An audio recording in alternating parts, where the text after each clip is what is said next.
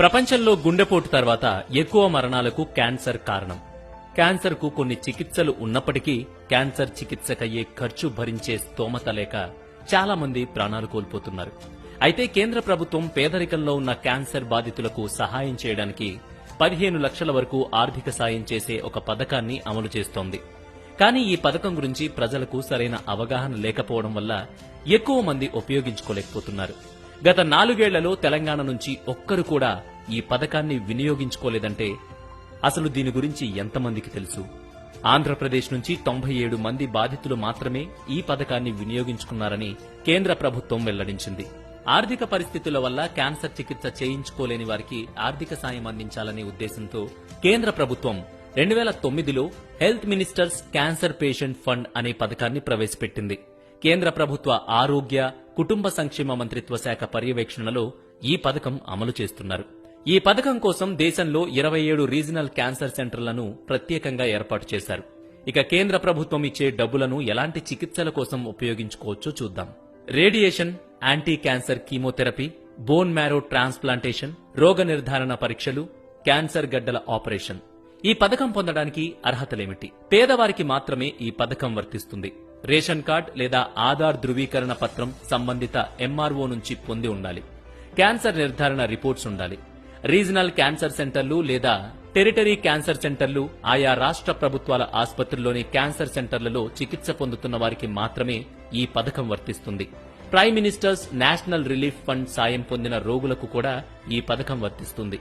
కానీ ఈ relief fund నుంచి పొందిన మొత్తాన్ని ఈ పథకం నుంచి మంజూరు చేసిన మొత్తంలో కోత విధించి మిగిలింది క్యాన్సర్ చికిత్సకు మంజూరు చేస్తారు. ఆయుష్మాన్ భారత్ వంటి కేంద్ర ప్రభుత్వం అమలు చేస్తున్న ఆరోగ్య బీమా పథకంలో సభ్యులకు ఈ పథకం వర్తించదు. కేంద్ర రాష్ట్ర ప్రభుత్వ ఉద్యోగులు ఎవరూ కూడా ఈ పథకానికి అర్హులు కారు. క్యాన్సర్ బాధితులకు చికిత్స కోసం ఈ పథకం కింద 2 లక్షల వరకు ఆర్థిక సాయం చేస్తారు. ఒకవేళ చికిత్సకు అంతకంటే ఎక్కువ డబ్బు అవసరమైతే ఆ దరఖాస్తులను కేంద్ర ఆరోగ్య మంత్రిత్వ శాఖకు పంపుతారు. రీజనల్ క్యాన్సర్ సెంటర్లో మెడికల్ ఆఫీసర్ సిఫారసుతో ఈ దరఖాస్తు చేసుకోవాలి. కేంద్రం ఈ దరఖాస్తును పరిశీలించి బాధితుల ఆరోగ్య పరిస్థితిని అధ్యయనం చేసిన తరువాత గరిష్టంగా 15 లక్షల వరకు కేంద్ర ప్రభుత్వం ఆర్థిక సాయం చేస్తుంది. దరఖాస్తులను పరిశీలించిన తర్వాత నెల రోజుల్లోపే రోగి చికిత్సకు డబ్బు మంజూరు చేస్తారు.